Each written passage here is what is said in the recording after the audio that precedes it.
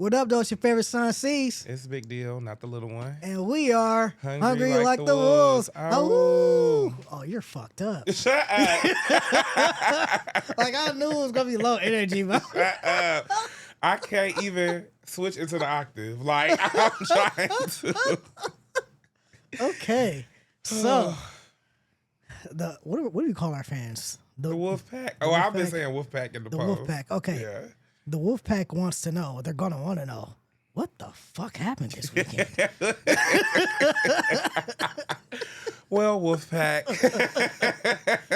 Well, this weekend was the celebrating the 30th season of the WNBA. Mm-hmm. It was their 30th WNBA All Star Weekend. Okay.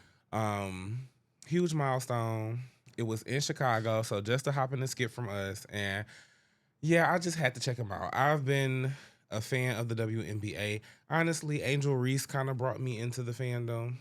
And then from there, I think the more you get to know the players, you just fall in love with their personalities. They're all really like cool girls, just a blast. And then what made me want to go to the All-Star Weekend was the Stud Buds.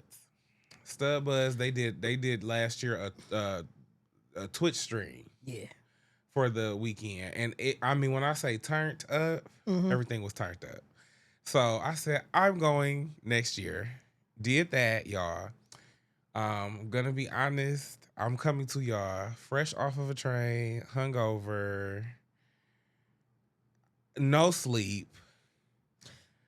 I honestly, hold on. I actually have a video for what he gave. Wait, I just thought about this.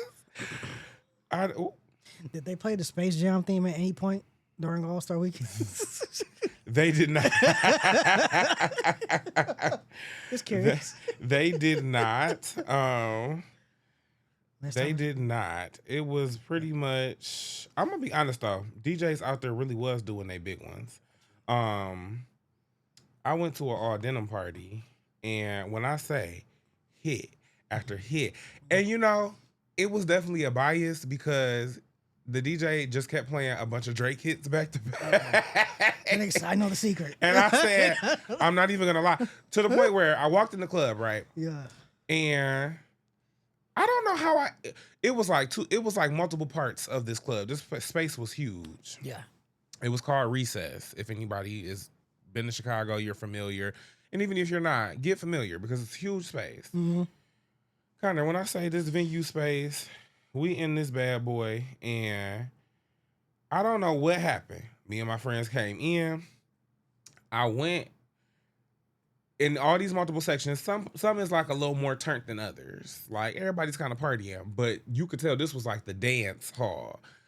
And I'm in the dance hall, and I'm just, you know what I'm saying? I look up, ain't nobody around me that I came with. I said, where did y'all go? They gonna text me back about, where did you go? We're by the entrance. We was looking for you. Oh my God.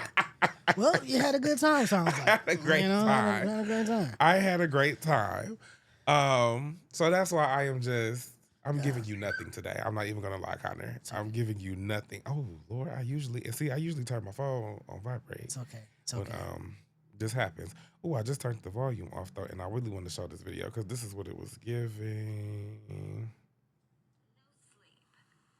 Bus, club, another club, Good Lord. plane, next place, no sleep, no fear, nobody believed in me. That's flat out what it was giving. Gotcha. We had a packed itinerary. Had a lot of fun. Yeah. Met all of the WNBA mascots. Nice. Seen a few of the players, but it was at the fan festival, so they were in their little. Hey, what was the mascot for the Shock? I've always wondered. Like, is it like a spark plug or some shit? You know, I don't know because we do names. So, well, interesting enough, our mascot for the Pistons is named Hooper. I think for our G League team, it's Nitro because they're the Motor City Cruise. So I think it's Nitro, and then Okay. see the Detroit Shock because they've been gone for so long. I don't fucking know. Detroit Shock. I could have swore they had a spark plug in their logo, and I'm just like, all right. Zap. Zap. Okay. I honestly almost could have guessed. Detroit, we really do not be playing about that name. We getting right to it. We the Detroit Shock, Zap. Zap. We're the Motor City Cruise, Nitro. All right. Hooper is I kind of like Hooper because I feel like you could take it in the context of like, no, we hoop out here. Like we hoopers. Yeah. You know? I suppose. I met Ellie, the elephant. Y'all Ellie know the the elephant. star, the mascot that's just been taking over the internet. I also met one celebrity, Connor. Oh no. Listen, it can't all be rainbows. You know what I mean? You can't always just have the perfect trip. I will say though, super excited to meet this person. Yeah. I'm a huge fan. Okay. I don't know if you're familiar. Let me know. Are you familiar with Sam J, the comedian? Let me Google this person. I'm just gonna keep it real. Sam J, like just the letter J? SAMJAY. Sam J. Yeah, I would not know this person if I saw them. Okay. Have you ever watched a show on Peacock called The Bust Down? No. Okay.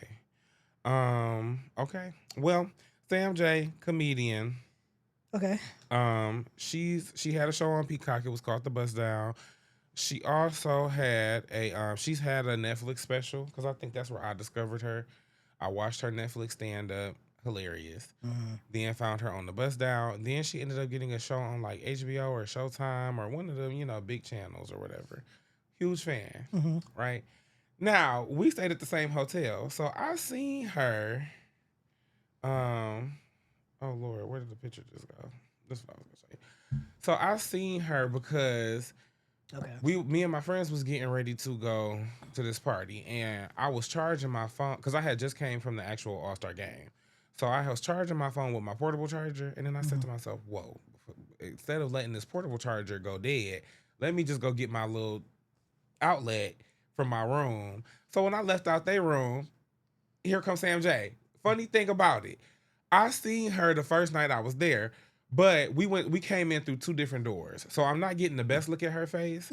But when I did kind of catch her from the side, she looked so familiar. And I said, where do I know her from? Like, how do I know this person?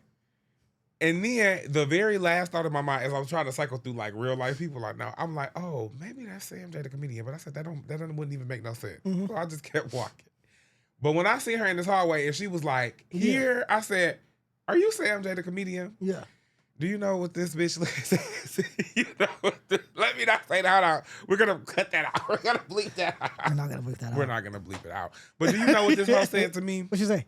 She said, yes, Saucy Santana. Now, what's irritating is, bitch, that was funny as fuck. Like, that's what's gonna first and foremost irritate the fuck out of me. Was that was funny as fuck. Okay, bitch. Okay. I'm sorry. All right. Okay, no jokes. Okay. That irritated the fuck out of me though. I mean, she said it, I ain't really pick up on it when she said it in real time. Cause I said, are you such a comedian? She said, yes. So she said, but she said it so quick. I just went right over there and said, oh my God, can I get a picture? I was telling her like, I'm a big fan. I loved your TV show. You did this thing. You're so funny. Da da da da. Walked away. Her wife was like, he smelled good. I said, oh, thank you. Had a pleasure interaction. As I was in the elevator going to my room to get my shit, I said, did that bitch say Saucy Santana? I said, I should have knocked that whole block off. I mean... And I'm joking, y'all. I'm being facetious. Yeah. But I should have probably cussed her ass out, for sure. She quick with it one. She's quick with it. Was she, though? Was she? Oh. Because I'm big black with a beard. Gotcha. That was quick. No. And then because I'm a little sassy, that, you know what I'm saying? It's like, bitch, it really actually wasn't quick. That was low-hanging fruit, ho. Oh, shit. And this was the thing. I don't know her like that. Like, girl, I am a fan, but sister, I don't know you like that. You was a perfect stranger. And it was like, I was just like, oh my gosh, like, I wish I was quicker. Because I would have been like, oh, excuse you? Yeah. Sam, you'd have made an op out the pastor. Listen, I'm not gonna say she made an op because I actually am still a fan. I really honestly wasn't that torn up about it. I think I was drunk too. That was part of the problem. Because when I'm drunk, genuinely, you can step on the toe. You may just get boom in the throat. Gotcha. So take it with a grain of salt, y'all. I'm honestly being comedic about all of it. She was hilarious. That was actually pretty funny. But I also felt like, all right, bitch, if I'd have said something back, if I'd have said, hey, Wanda Sykes, you know what I mean? Or if I said, oh, when's your next stand-up show? February of never? Like, like, you know what I'm saying? I don't think she would have took that too kindly because, girl, you don't know me like that. And we can't joke with each other right off the rip. But she is a comedian, so.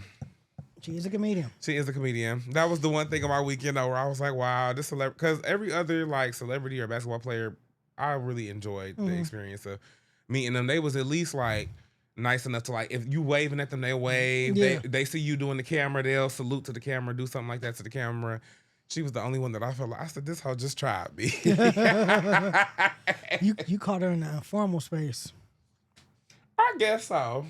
Because she was just going to her hotel room. But I was like, oh. And that's why I was calling you, though, because I was actually like, this is a funny ass story. Like, this bitch really tried it. But it's okay. It's okay, Sam. You know, I may be Saucy Santana, but all of your shows have been canceled. So we're going to just leave it at that. You took a jab, I took a jab.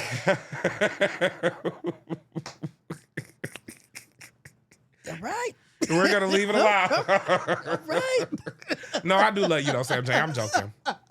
I do love you, though. Is he? Let me chill. Oh, shit. Okay. But yes, an eventful weekend, but no sleep. Sounds good. I'm tired as hell. I'm hungover. I'm giving y'all, I'm going to do the best with what I got. These things happen. You get hungover. You know? Yes. Yeah. All right. I had a pretty cool weekend.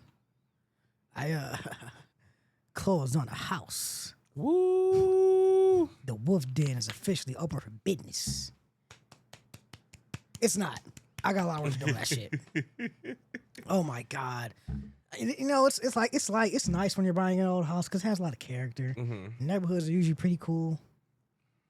The thing about buying houses from old people, they got old shit.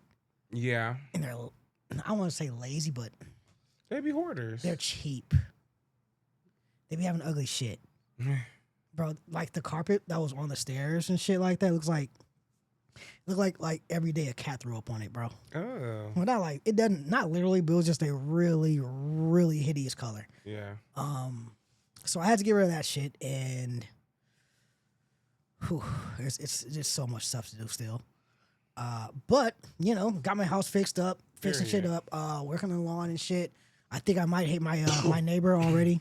You may hate them? Yeah. And the neighbor to the left of me. Haven't met them, haven't seen them. Okay, so every time I've gone to this house, I just assumed that house was like for sale or abandoned or some shit. Because like the grass is high as fuck. Weeds are out of control. There's broken windows in that motherfucker and shit. I'm like, oh, nobody lives here. Clearly. Someone lives there. And they just don't be cutting their shit. Cause like the dude who I bought the house from, he's like, yo, don't be surprised. You might want to call the cops on like the guy next door to get them to cut their grass because like they just don't be cutting their shit. And I'm like, why the cops is so serious? Dog, they don't be cutting it. I looked at their shit like, you know how like, you know what's bad when like the grass has like the little like things like wheat be having? Yeah.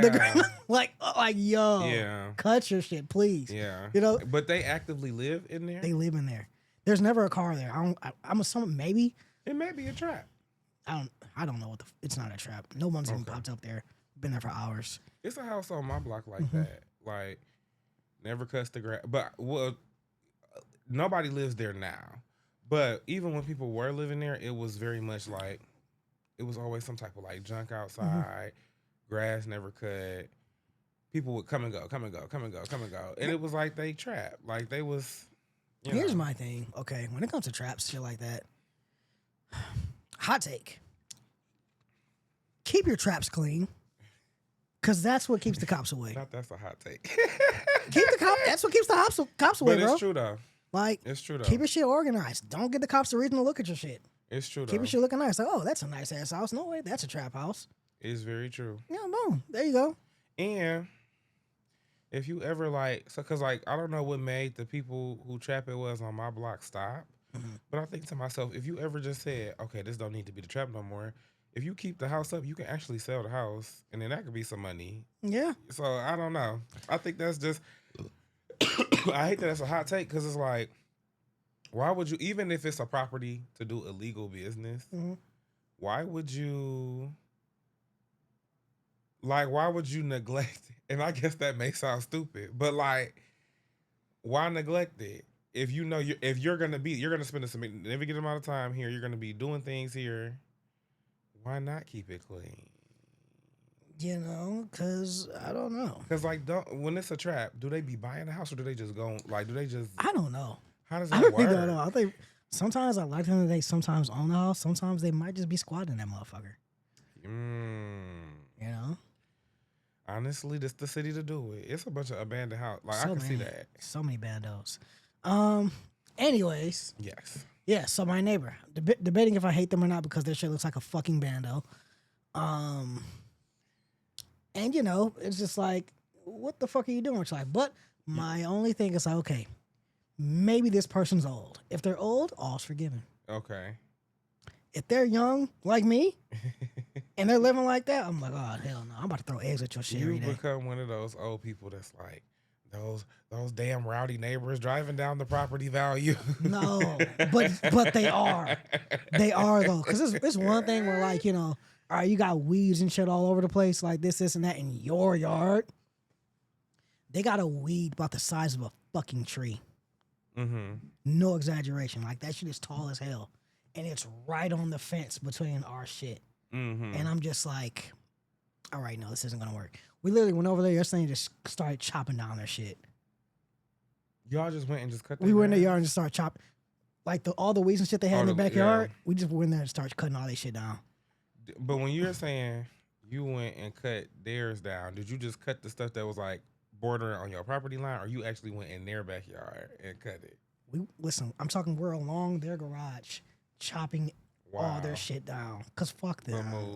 You know, like these are fucking weeds. Okay, we're cutting all your shit down, bro. Are you thinking about getting what do they call the lawnmowers where you could like sit on them? What do they call tractor? Nah. No, that's not the tractor. You got zero What is it turns? called? Zero turns and riding mowers? Those? Riding mowers. Nah. You're not thinking about getting because My yard is small, cuz. that's how my grandfather does.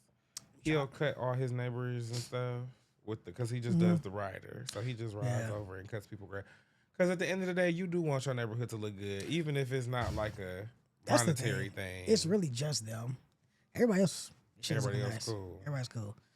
I'm not about to get them. I don't know. I might get a zero turn in the future and just cut their shit. I don't know. If they're old, all right, I got them. Because that's in my mind. I just feel like, hey. If they're old, I got them. If they're not old, they're on their fucking own. Are you going to call the police? No, I'm not going to call the cops. I'm just going to keep on cutting their weeds down. We already poisoned. So my pops called me and be like, yeah, I just poisoned their shit. I guess my only thing, though, is they do need to do something about that, though, because the tall grass also really attracts the rats and rodents and all that type of stuff. You know what I mean? Yeah. It's not going to work for me, dog. Yeah. So, yeah. So we kind of poisoned their little weeds and shit. Cut those down and, yeah. I'm going to call the city. I actually might call the city and I just say it tracks rats and shit. That's a good alternative, too. Call the city. Yeah, I'm going to call the city like, hey, they got... Because the city will probably fine them. Yeah, please. Yes, please. Do it. That's what they'll do. Because you know who else you could call? B-Seed. Building, Safety, Environmental, and Engineering Department. They do the house inspections to make sure that the house is up to code. Oh, they're definitely. They also will find them, and BC will find the. I mean, when I say that's BC's first option, they come and say, it's not in code." Fine. And then they will continue to give you additional fines until it is fixed. Like they'll continue to say, "Did you take care of that? Did you say, oh, okay." Cha-ching, bitch, cha-ching. Fair Housing Center. That was my best way. Whenever somebody would call in and we couldn't necessarily help them because they weren't being discriminated against, but I could tell their landlord was like a slumlord. I'd be like, so you telling me it's a bunch of broke shit in your house and here's not fixing it at all, and you're just like, so your basement is flooded up to your knees. Oh, that's gross. And you can like, what do you? So okay, I said I want you to hold your rent. into escrow and call BC and have them come over and give the inspection, because then they'll have to reach out. If you're renting, you know what I'm saying? They're not going to find you. They're going to find the owner of the home. So it's never you if you're renting. It's the owner of the home. Yeah. So literally, I used to tell them tenants all the time, call BC. They will come out. They will do the inspection. They will mark down everything that is not up to code, and they will deliver fines and multiple fines. They don't get tired. Yeah. They do not get tired. Fuck them. So, neighbor, you know me. I know you. You better count your days, buddy. Your fucking days. Better count your fucking days. I'm on your ass. Connor, Let me see a fucking rat, goddamn. It's gonna be a problem. No, but it's for real though. That's gonna be the real issue. It really is. It's gonna get serious at that point. Anyways, we got something to talk about. Period. So today, your boy's doing this shit. And you know, right now we're gonna give you guys a piece of our mind. The Walter Concrete to my Barbara Walters. Whoever that is. I don't know. Honestly, I don't know who Walter Concrete is. I said it because I feel like that was the guy who was doing the stuff with her, but I don't remember what the guy name was. Right. Okay. I think that's a reporter though. Walter Concrete. Yeah. Okay. What's wrong with that? Yes. According to Randy, he's a reporter. All right. We're talking about Bloodhounds. Woo. The hit. All right, so I ain't gonna lie. So we both have like this. Well, hell, they got 2 seasons. That is a hit on Netflix. We both got this thing for K-dramas. Love them. I've been rewatching Kingdom. I watched East Palace. Fire. What was Kingdom? All right, Kingdom was it's like ancient South Korea and shit. Like, you know, there are kings and they're swinging swords and shit, but it's zombies too. Like all of a sudden zombies are taking over, and it's like they're like the running zombies and shit, right? And they hawking niggas down. And yeah, it was good. Good little show. Cool little show. Okay. At one point, a tiger gets infected. A what? A tiger gets infected. Oh, wow. A zombie tiger. And they fighting them with samurai swords and spears. Yeah. Yeah. They ended up winning. But anyways. Oh, good. Yeah, so Bloodhounds, it's a modernly set K-drama. And, you know, I always, you know, the thing is with K-dramas, it's always like, yeah. Because, like, when I learn about, like, their culture, it's like, oh, like, these people are all fucking Nepo babies. Like, all of them. It's like, okay. You feel like that? They say, like, yo, like, only the rich kids that get to become actors over there, I guess. Like, it's like. Oh, you're saying, like, in real life. I'm thinking you talk about just in the culture of Korea in general, you feel like they be, like, living like Nepo babies. I was going to say, like, I don't know. I don't see somewhere the main character poor as fuck. No, but like, the real life. You're like the real life actors. Like, real life actors are like, oh, they're all just like rich kids. It's like, oh, fuck you guys. That makes sense, though. Because, like, did you ever watch Crazy Rich Asians? Nah. So, like, one of the cousins, his big thing was, you know, because, you know, the family had money or whatever. Mm-hmm. I want to say the family basically developed most of, I done forgot where the family was actually from in Crazy Rich Asians. But let's just say it was Korea, right? Mm-hmm. Basically, the family's fortune came from the fact that however Korea is built out, like whatever buildings or new additions or whatever, mm-hmm. they were the company behind it. So they basically built out like a whole city, whatever. So their fortune ran deep or whatever. So one of the cousins, he used his part of the money to like make films, like big, huge blockbuster mm-hmm. films, and then he would cast his girlfriend as like the main, you know, love interest and stuff like he was giving her a career basically. Mm-hmm. So that I don't think makes sense when you say that. Like, okay. That tracks. But anyways. It's big money. Yeah, big money. Bloodhounds. Bloodhounds is South Korea's attempt at making a gritty, underground, fight-centric K-drama. Fight-centric K-drama. And honestly, they did a good job. Oh, Lord, I always do that because I forget we're reviewing this. So I shouldn't really show no bias. You know, niggas were getting stabbed in Bloodhounds and shit, getting shot. And I'm like... That's always going to take me by surprise in a foreign drama where it's like less about the guns and more like, no, but somebody will walk up on you with a knife and literally... Real quick. I think, though... it's been weeks since I watched it. I have to send you... Hold on. It's been weeks since I watched it. But like, yeah, Bloodhounds, a whole lot of fighting. This one guy is like, yo, I'm an underground internet fighter. I just sent you our this is how we rank the movies. This is our what's the word for it? Gotcha. You know what I mean then. We got it. Here, criteria. The criteria. Okay, bet. Yeah, Bloodhounds, okay, I guess we shouldn't drop spoilers. Unless in case y'all want to watch it, We won't drop spoilers, but it was cool. It was cool. It was good to watch. Now, honestly, we could drop spoilers. It's on Netflix. like, look. Yeah. Okay. Here's what it is. Maybe we don't go super into detail, but I do think so. Main characters, gonna be honest. Now, I will say this with K-dramas. I'm super bad about this. I don't know nobody's name. We be giving them nicknames. I don't know nobody's name. I don't know what that is about. It's not like I don't want to be ignorant about it, but it's just something about. So, for example, like, I feel like when I watch more Japanese stuff, there really is a traditional first and last name. So, a lot more times, even if I'm not really catching their whole name, I at least know, like, oh, that's Deku. Yeah. Oh, that's Araka. Yeah. Okay, that's Todoroki. Yeah. Something about the Korean when they get the I'm John Bonsung, I'll be like, bitch. I'll be like, bitch, I don't know, like, or the main character name be like Il Boing Pool or some shit like that, and then be like, a lot of parks. Yes, and then I feel like we'll go parks. They'll say that full name, and then for some reason the characters refer to the character as a whole nother name. So they'll say like, oh, I'm Jim Park Woon of Bon Poyong or something like that, and then they'll be like, Jumpo when they're referring to him. Yeah. So that confuses the fuck out of me too. I'll be like, okay. Yeah.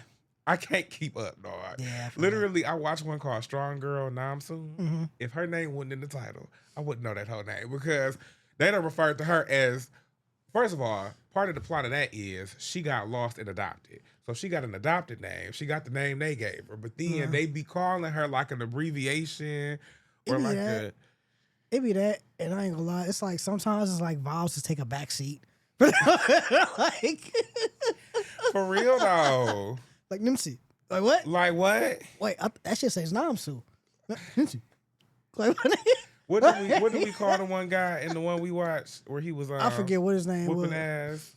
I forget because it definitely was not his name. We literally had to make a nickname though because it was like, what the fuck are they saying when they're saying? I think we just call him like Sun Jun or Sun Woo or something like that. Like, we just call him like Sun Woo. We usually just call him Sun Woo.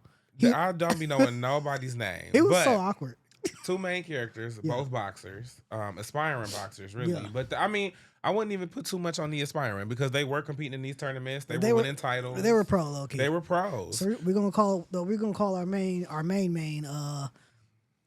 Sun Woo. And, I was about to say I'll call him Bowl Cut. Bowl Cut. I'll be calling him Bowl Cut. Bowl Cut and Lil Park, because Lil Park was getting his ass beat. I be calling the other one boyfriend, and that's just my thing because I'm waiting for them to fuck in the show, and I'll just be straight up honest about that. They're supposed to be best friends, but I'm sorry, Connor, you're not gonna tell me that chemistry is platonic. The second season, Connor, when the second season opens up with them in these bunk beds, and then they get up shirtless, and they looking at each other like, "Good morning, good morning." Get the fuck, Connor, stop. All right. Stop. Don't act like I'm crazy. That was such homoerotic tension. It was such homoerotic. They were sitting here in shorts to here, no shirt. Connor, am I lying? You're not. I'm waiting. I'm going to be honest, even in the first season, when we do the small little time skip after all the shit goes down, and they was living together. Did we ever get a love interest in the show?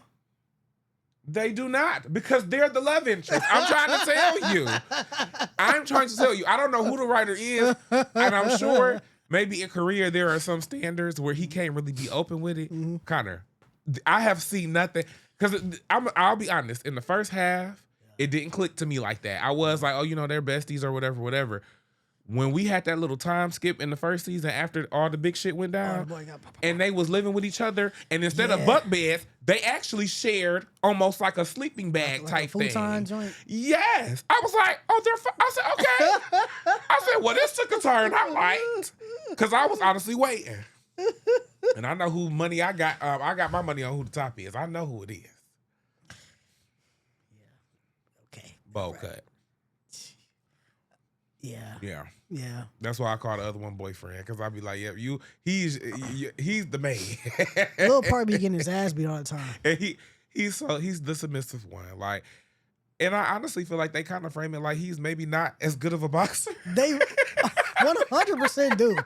But essentially, he does not win a fight in the second season ever. dog, I was feeling like that. I really was. Well, I will say this: at the house when they was fighting, Yeah.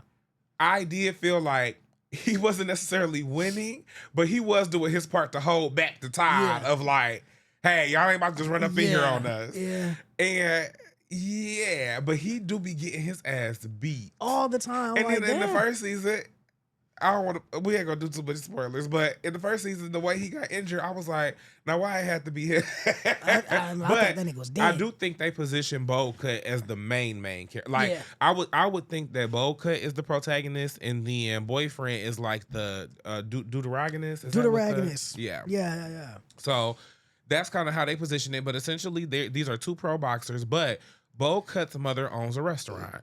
Now, important context is that what a bloodhound is slang for someone who works for a loan shark to go and enforce these loans. Like once the loan gets past due, or once somebody has said, oh, I'm not paying you back, they send these bloodhounds out to collect on payment. So this comes into play because, Bo Cut's mother owns a restaurant. Loan shark pops up on her. See, he was dangerous because it was like loan shark turned mobster, because he rolled up on her on some like, yeah, so your protection money gonna be about this much. And his mama was like, excuse me? And he comes in and he tries to stop it, but they on their mob shit, so it doesn't quite get stopped. So then the boys need money. They need money to pay off this debt. Because essentially what the guy was doing was he would find struggling businesses and then loan them a bunch of money, but then they didn't know the terms. Like it was like secret terms or some shit like that. So she gets caught up in that. They need money. They go to another loan shark and say, we'll be your bloodhounds. And in exchange for that, he gives them all this money or whatever. But then it turns out the loan shark they work for has history with the mobster loan shark. Mm-hmm. And from there, it's up. It's up and it's stuck. Crazy. Insanity. So yeah. We need to get to reviewing this shit though. Let's get the criteria. Let's break it down. Acting. How do you feel about it? Amazing. There's not a K-drama I've watched yet where I felt like, I know you saying they be Nepo babies, but I'm not gonna lie, the work is there. Mm-hmm. Because they be acting their asses off. Sometimes they be a little campy, but But I think that's the culture in, like, honestly, I think that's the culture in general. they're good fun. Because it ain't even the Japanese stuff is campy, you know? Yeah. So I think in Asia in general, and that makes sense though, because I remember my middle school history teacher was telling us about Japanese, and he said it was a lot of, more so than emphasis on words, you focus on emphasis on tone. And like you could say the same thing, but if you say it in this octave versus this octave, it's disrespect versus admiration. So that makes sense to me that there can't be like that, because you're really in tune with like emotion. And that's why I think, like I said, acting, they be acting their ass off, especially on Bloodhounds, because that is something that like they go from comedy, drama, suspense, thriller, murder. I be like, sometimes murder. It go all over the place to the point where I do be like, they acting their asses off in this motherfucker, dog. Except for that one bald motherfucker. That nigga's kind of a terrible actor. He's kind of, he's just like default. The big one where they be fighting him and can't quite knock him out. Yeah. Just like default. You didn't like his? He's just like a default brolic nigga. Like just, oh, I'm big and I'm strong and I'm dumb and I'm just this and that, and I'm just like, okay. He did make for a menacing villain. When they was fighting his ass, because I was like, oh, if they both fight him, that's all they need. Bro, I don't even think Lil Park ever even hurt this nigga. He beat that nigga's ass every single time. He fought this nigga over 2 seasons and still hasn't won, bro. Like, don't do him like that. Because you know what? I will say, I like the deuteragonist more than I like. Like, I like Boyfriend more than I like Bold Cut. Because Boyfriend has such a positive spirit. Like, it don't matter what happens to him. He'd be like, we go get over it, man. We're gonna live to fight another day, and we're gonna come back even better. Like I fucking love a can-do attitude. So I kind of like Ball Cut be like ready to give up sometimes. I'll be like, yeah. We can't give up. Like, We can't just give up. But Lil Park be getting his ass. We see all that positivity. He need to put that shit in the fucking gym. he do Like, though. nigga, goddamn, bro. But he also is naturally skinnier, and sometimes I wonder, do that play a part? Like, They both skinny. Anyway. you feel like Ball Cut be swole in a motherfucker. Bo Cut swole, but like I don't know what the deal is with Lil Park swole as fuck, low key. You feel? He's I feel like slick swole. he comes off more skinny to me. He's slick swole, but you know, he just be losing his fights all the time. So in your perception, he's a small nigga till you he be losing he keep on these losing his fights. fights. But the acting is amazing. What's next on the criteria list? Next up, we got the plot. Oh, plot is amazing. Plot's pretty cool. Oh, edge of your seat. Yeah, Like I said, comedy, drama, suspense, thriller, murder mystery, Murder. all of it. Like, you never know what's gonna happen. There's a whole underground fight ring, and like people like fucking dying in that shit, dog. no, but for real, Crazy. though. For real, though. By the way, did you know like the Red Ranger was allegedly in like a fight ring like that? Which Red Ranger? I think like Mighty Morphin. The original, The original Rocky? Rocky was out here. They said like he might have been out here like underground cage fighting, bro. Like, Most interesting thing about the original Rangers is I guess they all for real was martial artists. yeah, You know, we don't do show business like that no more. Like, we don't, right? We do not do show business. Because I know for a fact, Tommy, may he rest in peace. I know Tommy was like a That hardcore, hurt. like he for real did that martial arts shit. Yeah, I know Zach Yeah. did a little bit. But he did more breakdancing. yeah, they had him dancing. But he all did the martial time. arts too. But them was real martial artists. And Yeah. they said we want people who really can fight. Like we want people who really know how to do the movements. Kimberly was a martial artist. Her fine ass. Honestly, let me tell you why I believe it.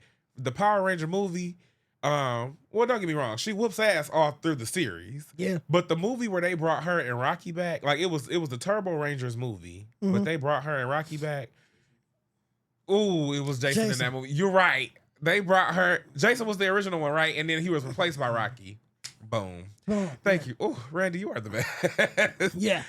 They brought her and Jason back, and Kimberly was whooping ass in that movie. She did like one little kick move, and I said, "Oh, bitch, all right now." I said, "You ain't learned that just on this set." Like, right. It was the form. I said, Right. She did no hands cartwheel kick and because shit. when they brought them back, they get kidnapped super early in the movie, just to come back at the end, and then they get taken over by like this demonic force. I ain't gonna lie. I used to watch the one all the time. The one with Ivan Ooze when they had the little Falcon Zord. Yep. Nigga, I love that was the Mighty Morphin movie. I had that shit, right? I Yep. lost it. I had like the little. The cassette. I had the. I think we still got the VH. No, I had the toy. I had the toy with the Falcon sword that Oh. turned into a gun. Oh. I had that bitch and I lost it, bro. And I was hurt. Hurt. Honestly, I think my folks was like throwing my toys out one day. I think that's really what it was. Big mood. They said, all right. Like, damn. Playtime is over, nigga. They really did. I'm like, this is a mantelpiece. I was like, oh, wait, But no, some there's stuff cool you do shit need here. to keep as collectibles. There's some cool shit here, though. Yeah. They were not hearing it. They said, nope, everything goes. I'm like, what? I'm like, Mom, I'm in third grade. Okay. Like, everything goes. I'm not even 10. I'm not even 10. No, yeah, they was being strict. Damn. Dog. They wasn't even 10. My parents tossed my shit in elementary. Damn. I'm like, damn, what They the said fuck you did I will do? not go into middle school. I'm like, okay. Which is interesting because I used to feel like in middle school, I used to feel like folks was acting too grown. Like, I used to be like, we is still young. You know what I mean? Like, Yeah. you graduate middle school and you're still 13. Come Yeah. on. Like, we're children. We are children. We're children. So, damn, they was strict. That was a strict program around there. Man. Brandon and Penny said, no. Dog. They tossed all of my shit at once. Man. I'm like, I Said your wasn't. Batman mugs. Bro. Here's the thing. I wasn't being bad. I wasn't doing shit. Right. They just said, no more. I was getting good grades and You everything. don't play I'm like, anymore. damn. Now it's time to lock you in, little nigga. What? I'm like, Boom. what? All right. I guess I'm just going to play video games now. Which is Oh, when my I met goodness. Def Jam, Far from New York. Anyways, we'll get into that later. But yeah, the plot of Bloodhounds. Incredible. Mm-hmm. The structure. What do you think of the structure of this show? Was it well structured? Was it poorly structured? Was it all over the place? Was it? Part of me want to say it's a good structure. I think the only thing I sometimes get frustrated with is the uphill battle. Like, genuinely, it is a good structure of the show because honestly, it does flow. Like the story, I think takes good beats, but sometimes I'll just be like, okay, I can't watch them lose one more battle because I understand that this is a war. Like I understand that this is gonna be a season long thing, but like, damn. Like this just happened. And this just happened. Like they just be taking L after L, and I be like, whoa. The way Bo Cut was carrying Lil Park. God damn. Hey, he moves like a fucking machine. I texted you when I started watching it. I said, hey, Boca, you low-key be getting the fuck down. I'm just saying, bro. I just really needed Lil Park just to win one. Bro, what was it, like 8-10 episode season? Yeah. This nigga didn't win one fight. Man. Not one. He didn't even knock a nigga off his feet, bro. Like, yo. You know what I'm saying? Like, every nigga he fought was still standing, walked away and got something to eat, bro. Man. Like, nigga, what the fuck is this, I will bro? say, though.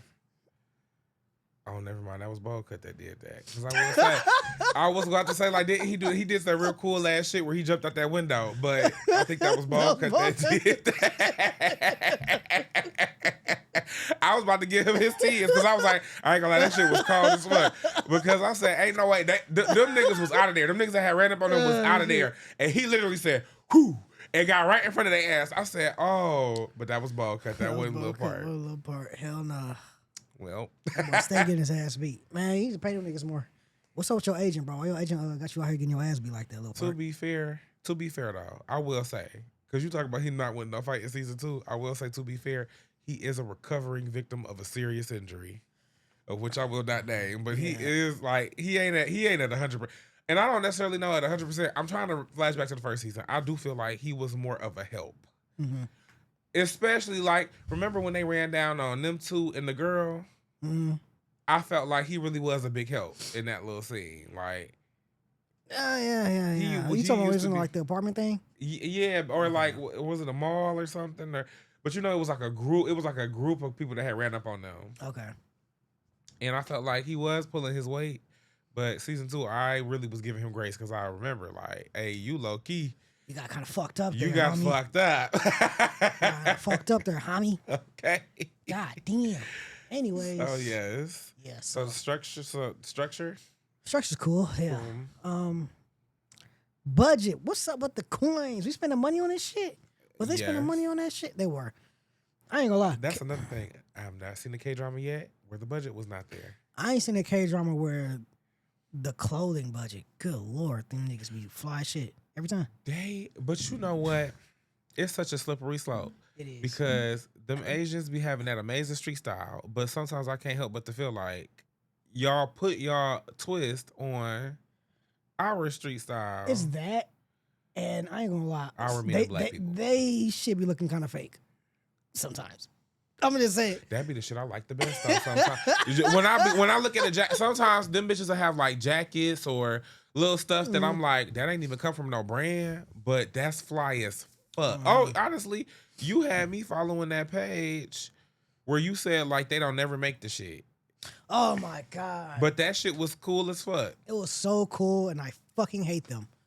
I still hate them. Oh my God, I still hate them. I'm pretty sure it's AI. I think it might be AI, bro. At this point. Oh my God. That's why I unfollowed. When you said that, I just went ahead and unfollowed them. Because I said, well, it ain't like I can buy shit anyway. Yeah, they don't make anything. I'm just like, what the fuck am I looking at? If y'all using AI, I'm for sure. Yeah, whatever you guys' names were. I forget. Ooh. Fuck y'all guys. Because y'all had such cool shit and just never made anything. The fuck? But yes, no, that budget is there. Because first of all, that camera crisp as a fucking potato chip. Crisp. Yep. Crisp. Like, I don't miss a detail or nothing, which is why I knew that them two, they are boyfriends. And I'm just telling you that. Whatever. But you don't miss a thing on that camera. I feel like even the set design, like the first loan shark that they go to work for, how he had everything in like the books. Is that ringing a bell for like? Remember Oh, he had yeah. his little. The old He guys had with these revolver. secret safe, and he had all of this stuff. That all looked amazing. The houses, Yeah, the houses were nice. Yeah, amazing. Like no, the budget was there. yeah. Budget was there. The old man is poor little revolver. His little weak ass revolver. This man is a fucking mobster and had a 6-shot revolver. That was Now, to be fair, he wouldn't know. He was a true loan shark. Like he was true to the game. Like he literally was like, "No, I'll lend money, and like, yes, maybe sometimes I get a little violent, but that's just only if you don't pay me my money back." He was not on like the I'm trying to really like. I get it, but you're in a gang war, and you mean the only firearm you own is this because old ass revolver? When he said it was a gun in the basement, I got a gun in the basement. I said, "Oh, thank the Lord." I said, "Okay, finally, we're about to get a little bit of reprieve." Like what? And then it was a revolver. I said, "Oh shit." I said, "Oh man." What is this? I said, "Oh shit." Oh man. All right, I got it. I really couldn't even believe he went and pulled that shit. I said, "Do you know you have 30 minutes?" Dog. Like, do you know they are coming down the stairs right now? This is all you got? Like, nigga. Yeah, so budget is there. Mm-hmm. Period. Budget's there. Rewatchability.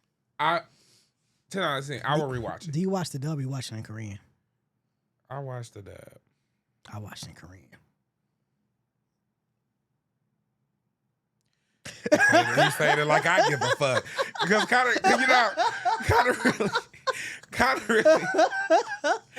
of really will kill me with how he really just think he is so superior because he reads the motherfucking subtitles. Listen, I be having other shit to do. And I really do feel like I don't care. I love watching a television show that I can look away from. Or that I could be on my phone sometimes, or not even being funny. It's not like I don't be falling asleep on shows. Like if I really like a show, I may not fall asleep on it, but sometimes I do want to be able to just kind of roll over, lay down, and still know what's going on. Yeah. And then if it's like really getting juicy, I'll look back up. Yeah. You can't do that with the subs. Subs right? over dubs. I'm sorry. You cannot do that with the subs. I watch an anime called Ascendance of a Bookworm, and it's all sub. I done stop. Like I was episodes behind for the longest because I was like, what you irritate me with is I have to be locked in on you, and that's just not always my thought process with these shows. Don't get me wrong. Of course, when you're watching the show, you want to know what's going on. You want to enjoy it. But at the same time, I don't always want to be like locked in. Like, yeah, I do want to go walk and heat this food up and still know. Yeah, what's going on? Yeah, like. I guess my main thing really though, specifically when it comes to like the live action shows, it throws me off when I see them talking and like the dubbing isn't lining up with like the way their mouth is actually moving. Oh, Connor, please. No, I'm a veteran in this shit. I was watching shit like the Flying Guillotine. Bitch, not a word matched. Them bitches was talking maybe for 3 minutes after they would be like, cross this line and it will be the end of your days. They would be talking for 3 minutes after that. Still, after that statement. I'm not new to this. I'm true to this. Like, Flying Guillotine, honestly, the Godzilla movie sometimes would get real sketchy. I want to see a new Godzilla movie, low key. We watched a bunch. Me and my dad used to watch a bunch of just like old school karate movies. Like we would watch. I know the Flying Guillotine was one. I think one time we watched one called. It was either like the Five Warriors or essentially, it was basically like all of these martial arts masters come in this little town and they all wanted something, and they kind of had to face off or whatever, but they all had different techniques. Kind of, I'll tell when I shit you not a word match, but you enjoy it all the same because the story. Like, I'm still following the story, the action, or whatever. So honestly, that don't bother me at all. I'd be like, hey, that's okay. And I will say, Netflix I ain't seen that in a while. The mismatch. Oh. I haven't seen it in a while. I actually feel like Netflix does, specifically Netflix, does an amazing job of matching that dub up because even to the point where I'd be like, the dub actor is kind of mimicking the energy of the character. Like, I'm like, no, dub actor, you could have played that a whole different way, but I see you, bitch. Like, you knew this bitch was super excited through the roof, so you got super excited through the roof. So I will say Netflix be holding it down with the dub. Yeah. Overall, what's your rating, sir? Damn, I'm gonna be so honest. Like, okay, I'm gonna give it a I'm gonna just give it a how. I'm not gonna give it a full moon because I do, when I watch a show, not even being funny, I buy in. Like, y'all be wanting me to care about this main character. I care about them all. They put them through fucking hell. You know that meme on the internet that goes around where it's like, it's like a stick figure hiding behind a wall looking all anxious. Yeah. And it's like a little menacing face around the corner. Yeah. And the caption to be like, a main character hiding from their author who puts them through hell. That is this show. These characters, I don't know what the fuck they did to the writer. But they can't catch a fucking break. So that'd be my only thing. And sometimes I'll be like, okay, it's a little too much of that. Like, I get it, they're the underdogs, but damn. Bloodhounds. It gets a bark from me. It gets a bark from me. Wow. I really liked. I enjoyed it, but it's just like, goddamn, bro. The production quality is just so amazing because even their fight scenes, like, I've always been the type of person to feel like sometimes that train fighting shit, I get it, like you're a trained fighter, but I've always sometimes felt like in a real street fight where y'all just kind of got to engage with each other, sometimes all them rules and shit don't, or all that training don't quite transfer over. Bloodhounds, I now see like, oh shit, like, cause the way they incorporate the boxing in these little fights, I'll be like, hey, this shit cold. Yeah. Like, the fight scene is second to none. Yeah, for me personally, Bloodhounds is kind of like it's kind of like fast food, you know. Like Solo Leveling. No, the Solo Leveling is fast food. Oh my god, like Bloodhounds is like Coney. Solo Leveling is McDonald's. You know what I'm saying? Okay, because one thing about Coney, it is somebody in that kitchen cooking. I'm saying Somebody is cooking this meal. McDonald's, they done threw your shit in the microwave. I'm telling you, Called it bro. a day. Anyways, to our next topic. This is why we don't. Hey man, you gotta be careful. You can't be how you put it. You A can't play, be. bitch. You can't be no play out here, You goddamn. can't. Recently, an old man in a terrifying video. He was at Yellowstone campground. He's chilling. He's doing his thing. He probably got his barbecue pit going like a few feet back. There's a bison. Walks up. Bison's like, yo, the fuck you doing on my shit right now, dog? Hey, man. Right. I'm supposed to be my shorty here. I'm smelling beef burgers. I see you. Dog. I don't see my shorty, though. Bison proceeds to get up. Flexes the fuck out of this old man. And Old I man taking pictures. mean, Old man was taking pictures before and everything. That's the perfect way to put it because that man, that almost was cartoonish. The way he tossed that man up in that air. Bro, that man must have launched like 10 feet in the air. Like, That oh my God. Upside down. that bison really tried to kill him. He really did. He really did. But y'all, this is why I really do be feeling like I hate being play. Now, to be fair, that old man really wasn't doing That old nothing. man He didn't really do did shit not to him. bother that bison. He didn't really do nothing. It just was the fact, why are you around this bison? What is happening? You know, Like, he's out in Yellowstone. That's the thing. He's in a park area. He is in a park area. Like, where did this bison come from? This old man was so not looking for And trouble. the bison ran down on his ass like they had beef for years. Hey, yeah, he did. That bison flexed the fuck out there. Man, tossed him. And I mean, old man almost looked light as a feather the way he went up. I said, child. Who left him? Yeah. Yeah, that happened. That old man. You gotta be careful out here when you're dealing with animals. Now, honestly, initially, I saw reports that he had died. So this was like a sad story, and I wasn't really. I almost was like, was we gonna put it on the thing? But then it turned out he was alive. So it's like fair game. Yeah, he was joking about it. He was like, "Oh, it was kind of funny, you know." Blah. So yeah, he lived. He lived. And Guys. that was one in shape old man. Because if a bison did me like that now, He feeling that I'm shit. done. He got that old man pride. He playing it off. That wasn't shit, dude. That It's nigga, okay. man, that nigga hip is backwards right now, cuz. Fuck you talking about? That boy is fucked up. But anyways, next toppy. And this is the grab your popcorn section. Yeah, he's grab your popcorn. This is Dylan's favorite section. The pastor's favorite section. Clock it. Adonis Haslam and Draymond Green are going at it after Bam Adebayo and Tyler Hero fought in Las Vegas. Yes. They're going at it. Yes. Hey, Adonis, you better chill, bro. You saying that because he old? No, I'm saying that because Draymond really sneaking nigga out here.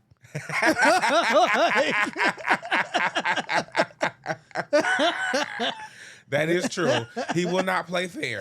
Because I was gonna say, like, I don't even think the old stuff sometimes, especially when we talking about professional athletes, because he old and he can't do the stuff he used to do. Sure, but I still feel it's the way he told him. He told Draymond. He said, You was on some sucker shit then, and you on some sucker shit now. Anybody who will call you a sucker really believes in their right hook. I don't care what you say. I mean, it's called as you said it.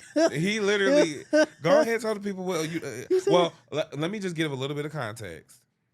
We did cover the Bam. The reason that I put this on here is because we did cover the Bam Adebayo story. So everybody knows, his former teammate, Tyler Hero, they DMs leaked of him basically talking shit about Bam, basically saying that he's not worth his contract. Bam sees him in Vegas, punches him just off rip. Like Tyler says hello, he punches him. Draymond gets on his podcast and says, Udonis had so much to say about me when I had the situation with Jordan Poole. But here we go with this situation, and these are two guys that was like raised up under, because Udonis has been the vet, like he was a player on the team, but he had became kind of like a pseudo coach. Okay. So when he's like, these boys came up under your leadership, your mentorship, and look at what they doing. So is you gonna keep the same energy? And then Udonis said, "Oh, he said, he said you was on some sucker shit 4 years ago, and you're still on some sucker shit now." He said sucker shit. Sucker. He spelled it SUCKA. Yep. Sucker shit then, sucker shit now, and some shit it just don't change, and that's where he left it. Was that all of it? No, it wasn't. I didn't go through the whole tweet. Hold on. Oh wait, I went back to the Bison video by accident. What do you say? Let me read the rest of it. If you think, oh fuck, it's going to Twitter. Oh, damn. Oh my god, so Twitter. If you think your big 32-year-old, 3 or 4 rings at the time having ass swinging on a 23-year-old Jordan Poole at the time is the saying that you are even more delusional than I thought. First of all, Bam's 28. Tyler, 26. Neither one of them got it all figured out yet. Maybe I was giving you too much credit at the time, because I thought you did, so that's why I commented. Second, anyone who knows Bam knows he's strong as a baby bear. If you would have unloaded on Tyler 100%, it's OV. You fired off on a young boy like it was a club punch. You never met him before in your life. Right. Third, yeah, I did go at Jimmy. You damn right, little nigga. Ooh. He didn't say that. I was about to say, like, ooh, he got real gutter. The shit you pull in Golden State and that shit you pulled in Chicago, little nigga. Talking crazy to Hoiberg and disrespecting teammates in practice in Minnesota. It ain't gonna fly in 305. That's what he said. He said the 305. Hello. So yeah, I checked his ass, little nigga. Call it heat culture or whatever he want. But before I let one player disrespect Spo in front of the squad, cut his legs out and disrupt what other 15 guys trying to get accomplished, I'll kick his ass. I owe that to Zoe and Tim and Glenn and the rest of my OGs. I don't really vibe with you, and I think you know that. So unless it's me on Prime talking hoops, I ain't gonna mention you at all, little nigga. You brought me into this, and I'm retired and out the way. I suggest you keep it pushing, because I ain't giving you no more hall passes, little bro. Wow. Woo! Wow. Woo! Wow. Damn! Wow. Damn! Draymond the type that make you take you there, though. He is. Because It really is. Truthfully, though, did you really feel like the situations were similar? Like, the reality was you was the adult, you were the elder in that situation. You were a grown ass. You man. were the vet. Like, yeah. You was the one that was supposed to know how to compose yourself. And I didn't know he was 32 at the time that happened. Man, that's insane. And Jordan Poole 23. That's insane. Yeah. So it's like you were supposed to know how to compose yourself, and Draymond honestly is annoying. I'll just be fair. Like he's annoying as fuck. Like he actually, because first of all, when the Jordan Poole situation happened, I was so irritated because Jordan Poole was actually doing good with Golden State. Like when he was with Golden State, and I felt like they was maybe like with him and a few of the other youthful players that was doing good. I was like, oh, maybe they're gonna start to rebuild that super team thing. Because I'm not gonna lie, that little run when they was winning them rings back to back to back, it was magnetic. I used to love watching the finals with Golden State. They've lost that, and I felt like that was kind of their hope of getting it back, getting like a younger core to kind of assist the vets. And then you go and punch him in the face, and then now he has to get traded because the team chemistry is off. And yeah, it's all awkward. It's just all awkward. Even in this situation, like this is the reason why it was so terrible because Udonis didn't mean to, but he was low key throwing hella strays at Jordan Poole. Yeah. He said that was a club punch. Like, all right. Yeah, you knocked that nigga. You knocked him clean out. Like, okay. Yeah, that nigga was seeing stars. Knocked the fuck out that little nigga. But that one, like, yo. He was really like, I said, that's what sucks about that situation. It's like, it's never going to go away. Yeah. And then, but this is why I say Draymond is annoying, though, because honestly, not too long ago, I want to say somebody asked Jordan Poole, like, do you miss anybody at Golden State or something along that nature? And he was just like, you know, I miss a couple of the guys on there. I don't miss everybody, but I miss like a couple of the da-da-da-da-da-da. Ain't even really, he didn't say Draymond's name, nothing like that. Here comes Draymond on the podcast like, I don't know why he got to keep bringing this up, making me look like the bad guy. I said I was sorry. And I'm like, Draymond, get over yourself. Like, no, get over yourself. He's annoying as fuck. Like, he is annoying as fuck. He should low-key just like fade that nigga one day. I ain't gonna lie. I think he should. Fuck it. Because Draymond clearly, I feel like Who Draymond. should fade who? Jordan Poole should fade Draymond. Because I feel like Draymond's the type of nigga who's going to like talk shit to you about on the low, like when he sees you. Fuck it. Just duff his shit. Yeah. Just duff him the same way he duffed you. You don't even have to fight him fair. You really don't. You really don't even have to fight this nigga fair. Now, did you feel like it was a sneak with Jordan Poole? Yes. Even though he pushed him? But I will say Draymond did get in his face, and it's like, how many reactions can you have to that? Yeah, true. As a grown man, like you coming in, get back. Yeah. His only mistake was he should have pushed him and got ready. Like he should have pushed him and be like, okay, look. He wasn't ready. I don't think he was ready for like. He didn't really want to.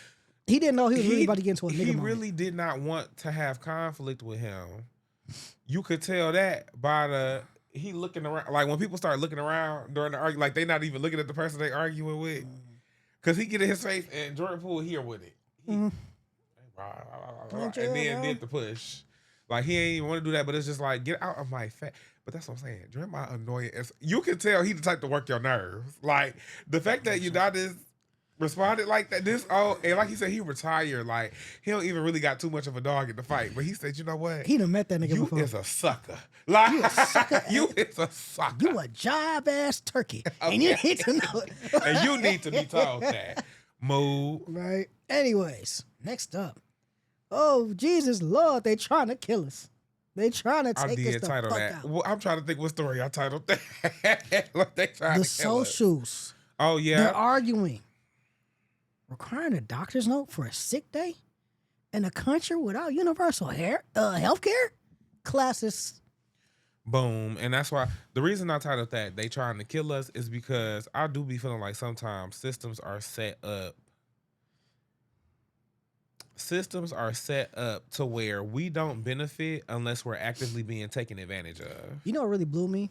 Mm-hmm. I found out the other day that we give Israel like a fuck ton of money. I mean, I knew that we give them a fuck ton of money, but like we fund their healthcare system. Like I didn't know that. They have free healthcare. Because we fund it, but we don't have free We don't have free healthcare, and it's like they trying to kill us. Capitalism. Late stage capitalism. They Anyways, trying to kill us. Even I'm not even gonna lie though. Even the system of, because I remember we had a talk a long time ago, just about the state of the economy and everything like that. And I said like, I honestly feel like they trying to push us to a point where it's like a new age of slavery, where essentially like unless you are employed with a company, you won't have shit down to like a car, a house. Mm-hmm. They're trying to push that, and healthcare honestly being tied to employment was the first little step. I think a big part of it, for one, is definitely like the class type shit where it's like people wanting to look rich. Social media kind of fuck people up out here. Where it's like, leasing a car, having a car payment and shit like that, that's not actually normal. like, like it's normal over. Everyone has it over here, hollering. but it's like no, like you're low key supposed to have your shit paid off and like just drive that shit. Like, is it cheaper? Are cars cheaper in other countries? I mean, no, they driving their shit around. It's just easier to pay off. No, but it's just people just pay their shit off. They're not leasing it. They're paying their shit off, and it's like they're whipping that shit for years. But then again, in other countries, they do have a lot of universal. You know what I'm saying? Whether it be healthcare or housing or income or whatever, different places have different. And I don't know. I really do just be feeling like they be trying to kill us because it's like that is crazy to say. That is crazy to say. Like, Bro. we're gonna require a sick note. We're gonna require a sick note for an absence. However, we know that the insurance we give you, even just a visit, sometimes the fucking policies, it'll be $50 fucking just to go to a regular office visit. The way we need government intervention. Listen, bro. When I bought my shit, I'm looking at like all the shit, like the payments, they're breaking it down, and they're talking about, oh yeah, like this is what you're gonna pay, blah blah blah blah blah, on like the long terms and like the interest percentage over like 30 years, and I'm like, yo, the interest is literally more than the house.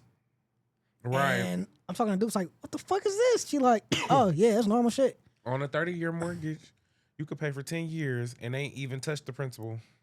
Bro, I'm like, yeah, I think I'm going to sell drugs. Just pay my shit off as quick as possible. And I'm selling something else. I'm going to get on the blade.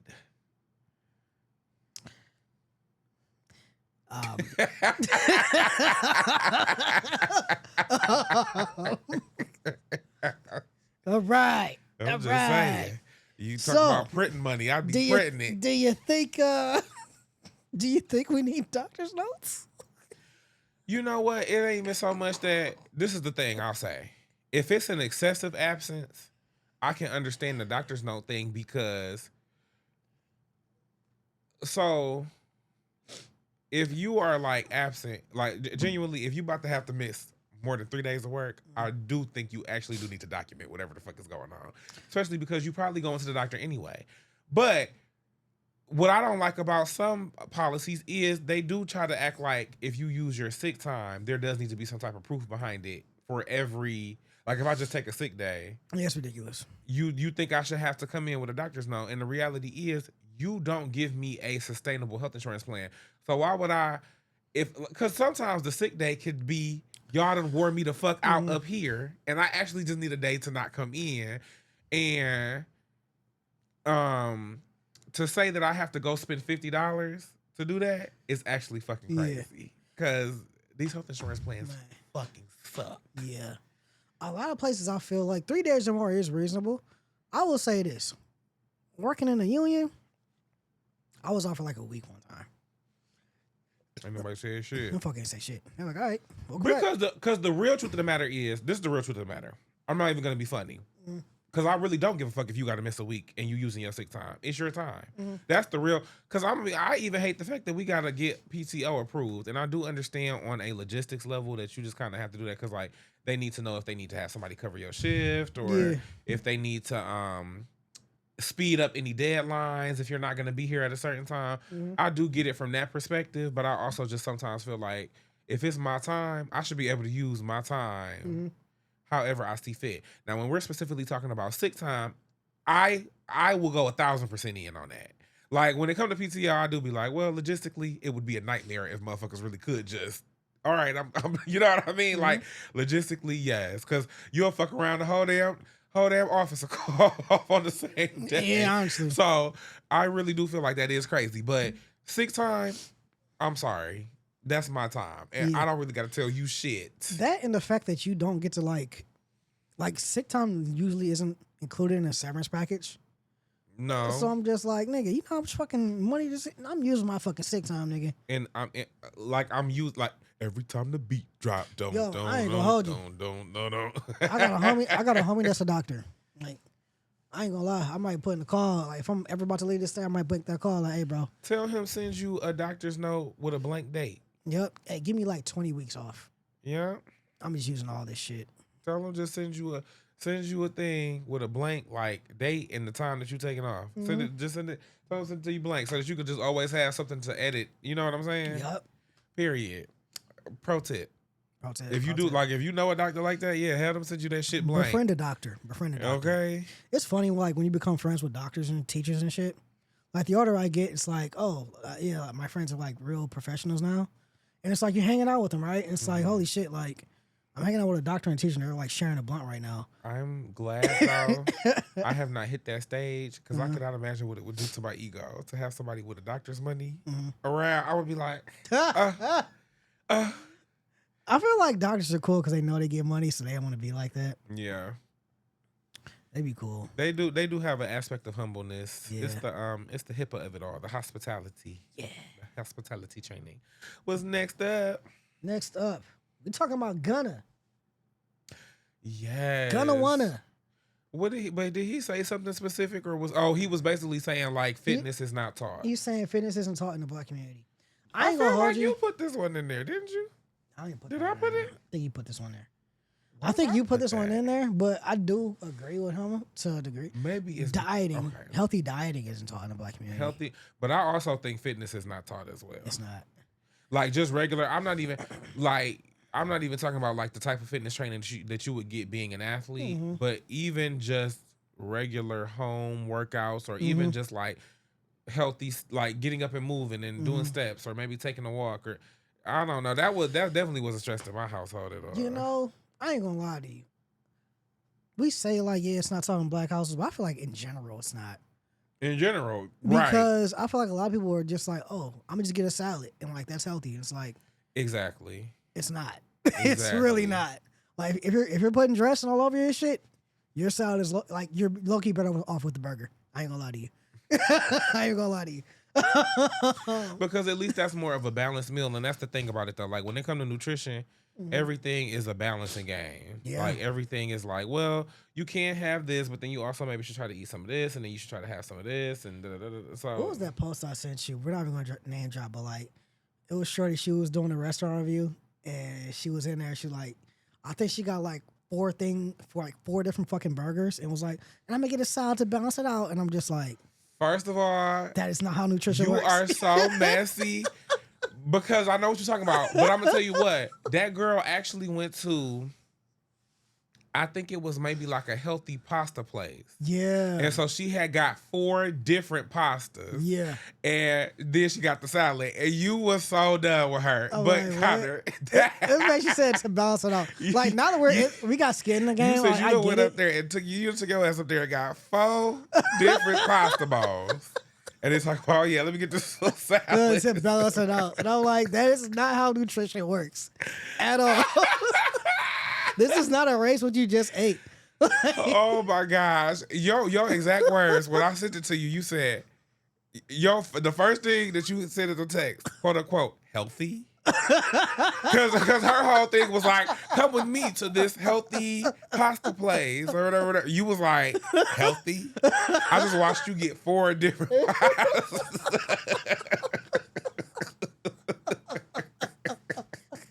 You was over her ass. Oh shit. No, I'm just saying. I wash her eat 4 different bowls and then like eat a salad, like a salad to balance it out. Like all that starch. Listen, people. Sauce. Okay, I really need to just reiterate this. Listen, eating a salad after pigging the fuck out does not balance out your meal. All right. Hold on now. I'm sorry. It does not. It does not. Wait a minute. Show me the proof. Listen, eating a salad does not delete the burger in your stomach. No, that's true though. It is still there. That's true though. But you know what I find so hard? Okay, let me tell you what I really find so hard about. Oh, I shouldn't have moved that fast in this chair. Wait a minute. Oh, hangover cartoon. Listen, what I find so crazy about dieting is truly like the discipline piece of like some shit you genuinely just can't have. Yeah. Like you literally have to. You don't necessarily have to cut it out, but like so for example, my uncle, right? Yeah. He eats a steak a month. That's not gonna work for me.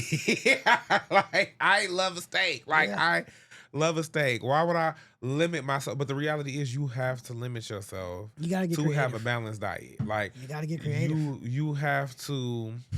What I've been doing recently, I've been trying to put together not so much flavor profiles, but like ingredient lists for different diets. So like a Mediterranean diet, a Japanese diet. I'm looking at different cultures because I want to see like, I'm trying to get more into research because I feel like as I've gotten older, I don't want to say I've gotten dumber, but I've gotten more like, what's the word? I don't know. Like, I don't think I'm dumber, but I don't know. I'm not as willing to learn. You know what I'm saying? Like you're getting stuck in your ways. A classroom. I'm getting stuck in my ways. Boom. I'm getting old and stuck in my ways because it's like the classroom. Me thinking about a classroom setting is very almost like what? Please. Like, oh my God, school is out. School is out. What? But at the same time, I do want to lean more into research because I feel like there is a science to everything. Mm-hmm. Like everything can be broken down. And even when I think about food in some cultures that have a history of healthier living, even our culture as American culture, at one point, people was healthy as a horse because you were eating seasonally. You know what I mean? Like you only could eat chicken at this time, or you could only eat this at this time, or this item was only in season at this time. And, you know, being in our modern world where you can pretty much have any food on demand, I think it gets hard to really keep track of like, well, actually to keep a balanced diet, I should kind of be eating a little bit of this, a little bit of that, a little bit of this, a little bit of that. So that's what I find interesting about dieting. But I have been trying to get into my research bag to be like, how do I kind of eat seasonally, but then keep it fun with maybe switching up the style of food? Farmers markets. Period. Yeah, I think that's a move. Farmers markets. Boom. Look at that. I just thought about that. That's why I keep kind of around. Yeah. But yeah, you know, eat healthy, folks. Seriously, like nutrition, count your calories, count your macros. Period. And also, I just wanted to, last thing, I did think I submitted that story because I actually stand Gunna a little bit. I don't listen to none of his music, but I love the fact that he was in that jail shit and everybody was like mad at him, calling him a snitch and stuff. And he literally went and got like super fit and put out new music that everybody loved and just kind of like didn't even like paid the haters dust. I stand that type of behavior. Like, oh, okay, y'all got all this to say about me. Watch how I'm about to just do better than y'all. Which he is. He really is. Because Young Thugger, then they came out, he was writing too. Just saying. Next up, everybody crazy. Everybody crazy. Pod Infinity. Carter, you know I say that all the time. That's my favorite phrase. Everybody crazy. Everybody is fucking crazy. This is actually kind of a sad one. Uh-oh. Pregnant lash technician shot and killed over a $15 deposit by a client who wanted a refund. On a deposit. Did you put that one in there or me? I think I sent that to you. So. Damn. Yeah, it's a dark one. Oh, fuck. So the customer was pregnant and the lash technician killed her. No, lash technician was pregnant and the customer killed her because she couldn't get back a $15 deposit. $15. Killed over $15. My thing is though, bitch, when you paid that, you knew it was non-refundable. So why are you so worked up? Like that's literally the nature of deposits, and it's only $15. Literally, it's $15. And she, you know what? The lash technician is actually being very nice with that deposit because truthfully, she should at least be taking 20 because when it's someone who does a service like that and you kind of play with their appointment times, you've actually messed with their money. Yeah. Like they're trying honestly, to get a certain goal. Yeah. And you actually just played around with their money. So she actually is being super nice saying 15. Honestly, because I ain't gonna hold you. I don't know how much I feel like lashes, what they charging, like at least 100. I don't know how much they charge. Don't get me the line. I was born with them. Maybe Like she's I born with said, it. Maybe it's Maybelline. This is- I don't know. I don't know how much they charge for lashes. I but don't. I really don't my know. point I being- do feel like it probably ain't the most expensive because it ain't like you getting a lot done. But it probably, honestly though, it may be expensive because shit you can't do it. Obviously, you can't do it yourself, or you would just do it yourself. Okay, it's a hot take. Ooh, this is a really, really hot take. When it comes to like beauty stuff, I think the ladies be scamming each other. I think they be ripping each other off all the time, bro. Nowadays, for sure, it was not always like that. They be ripping each other off. Both in the beauty community in general, barbers and hairstylists. I felt like back in the day, upstanding. Like they were service professionals for real, for real. Nowadays, though, I do think a lot of shit is a scam. Like they go just hike the price up.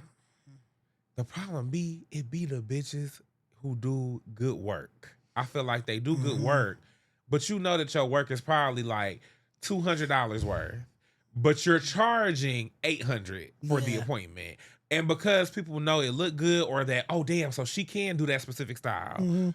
Then they be like, okay, well, let me pay the $800, and then y'all play in they fucking face. Because I'm sorry, but the amount of times I've seen people complain online that like, oh, the hairdresser late, or that my friend Cameron, you know, she goes to a loctician, and she has like a regular loctician that she sees, and then she has a loctician that she goes to for specific styles that she wants to do. Because I guess she's really good with like the styles or whatever. Sometimes she'll keep her waiting like 10 to 30 minutes for an appointment. Like she'll be late. But then if she's ever like 5 minutes late for an appointment, the hairdresser, the loctician will text her like, was you still coming to your appointment today? Do I need to cancel the appointment? And it's like, okay.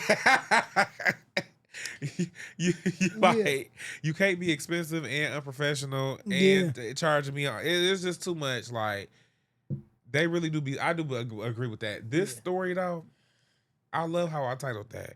Everybody is crazy part infinity, because honestly, when does it fucking end? You killed this lady. You killed this lady who was pregnant over $15. China Hickman, say her name. China Hickman was a 23-year-old pregnant mother of two, building her lash business from her home in Mobile, Alabama. When her client showed up at her door on July 10th, demanding a refund on a $15 deposit. That's a broke bitch right there. $15? No, but for real, she needed that. Look, you trying to get a burger, dog? But God damn. I ain't gonna even cut you off from reading it. Go ahead and read it. I'm gonna give a thought. She was pronounced dead at the scene. Her unborn child did not survive. Kenedria Davis, 29, was charged with capital murder for the deaths of both Hickman and her unborn baby. As she should be. As she should be. Court records show Davis had a prior history, including charges of throwing glass plates at children as young as 5. She was out on bond for these charges at the time of the shooting. A judge denied her bond on Monday. Hickman's brother said it best. She was killed over $15. Over 15, which honestly, is it more? Go ahead. Hickman leaves behind 2 young children. If convicted, Davis could face life in prison without parole or the death penalty. She deserves either one. Okay. No, but give her the death penalty for real, because honestly, she don't need to be in society. You're throwing plates at kids, 5-year-olds. What the fuck is wrong with you? And you kill someone over $15. This is what I was gonna say though, and I'm not trying to play devil's advocate, but I'm just in my mind. I just want to say to professionals out there, if you think that a customer is maybe acting irate, or if you think that they're acting a little bit unhinged, or like they're crazy or something, it may be best to just kind of take that one on the chin. Like she could have really gave her that $15 back and said, you know what? Go, but we just want to do business no more. Like, you know, there's a quote. You ever seen Bronx Tale? No. Okay, well, there's a scene in Bronx Tale, right? Maybe is Tasha from Belly in that? Yeah. Oh, maybe I have. So there's a scene where like this one nigga owes our main character C like $20. He's chasing him across the street, and then the mafia's like, "Yo, what the fuck are you doing?" He's like, "I owes him like $20." He's like, so, like, he's out your life for $20, bro. Like, boom, it's good, bro. Like, you're never going to have to deal with him again. And that's kind of the thing the approach you have to take, you know? It's like, yeah, it's $15. It is a deposit, so, like, yeah, she shouldn't have got that shit back, but she's acting like a fucking nut. Just give her $15, keep her life, and she'll never come around again. Oh, you said she should have got that back. Just give the lady her $15 and she'll never come to you again. And that's how I felt. Like, honestly, you could have just gave her that 15 and blocked her from your books. You will never be able to book with me again, and we just go on and go on, because I think, people be wanting to match energy, but I think sometimes it is so best to de-escalate and be like, you know what, you're upset. Let me go ahead and give you your 15. Especially because if a bitch will argue with you over $15, honestly, yeah, they will kill you. That's crazy. $15. That's a broke motherfucker right there. $15. I just know her house smell like pee. My thing is, you could go take a survey. Surveys at minimum. Like, I've never had a survey. It's this little company. Oh Lord, what's the company name? It's been years since I did one for them, but I used to do surveys for like some little extra money. Connor, the lowest I've ever been paid was $40. She could have did an over the phone survey and had her $15 in there. So if a bitch really is arguing with you over some $15, let her have it. Just give them $15. Yeah. Anyways, next up, the long con. This was crazy. $3 billion Romulus sports complex was a fucking scam? Yep. Man spent millions on the strippers. Yeah, I love the strippers. Jewelry and luxury living. He spent millions on strippers, strip clubs, strippers. Damn. That's a horn dog right there. I ain't gonna hold you. Because this nigga was how old? Hold on. This nigga was 66. Bro, and they had been giving him money since 2018. That's what made me say the long con, because I said, hey, but you know what? 2018, so that's like what? That's 8 years. 8 years. He started this when he was 58. Yes. You was 58 and you was like horn dogging like that out here, bro? Honestly, it was that Kwame shit. That's the same. Like, people do not know what to do with money, dog. They just be wanting to blow it and be debaucherous and just be fucking crazy. Yeah. But the craziest aspect to me was, how the fuck did he scam a city? Like, he was building something for the city. Man. How do you scam them for 8 years? You know what I thought about, though, as I was thinking this over? 2018, they start giving him money. Now, I could probably believe he was getting away with it for 2 years, because at the end of the day, this is a construction project.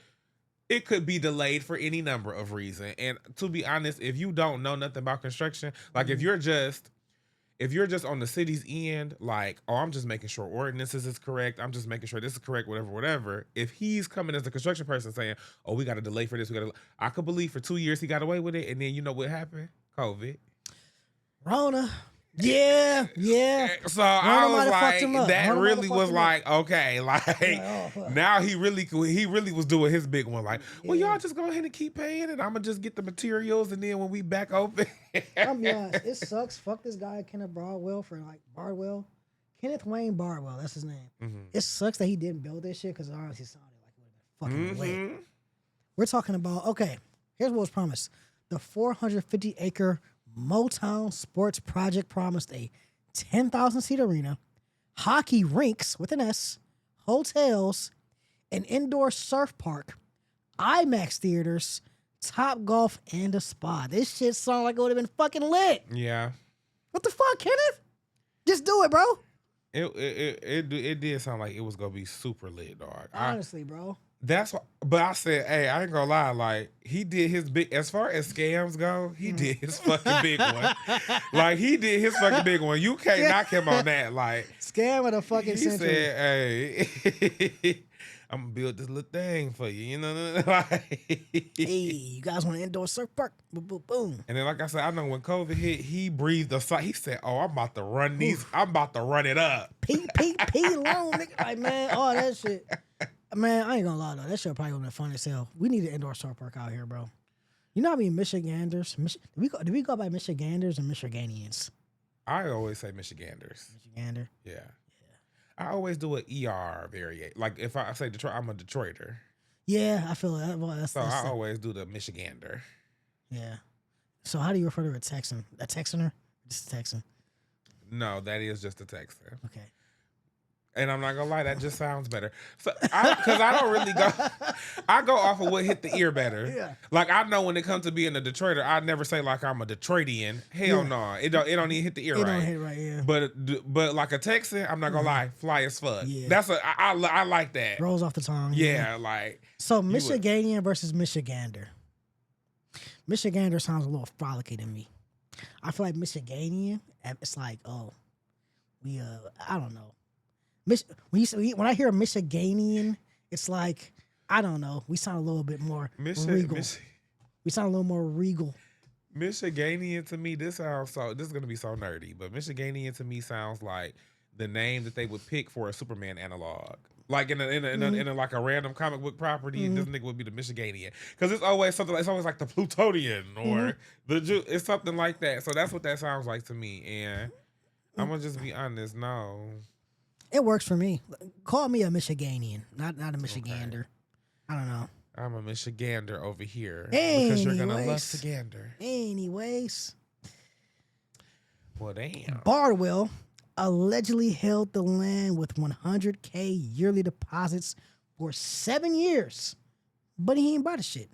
He paid $60K for a final extension in May and had until June 30th to produce $28 motherfucking million out of nowhere.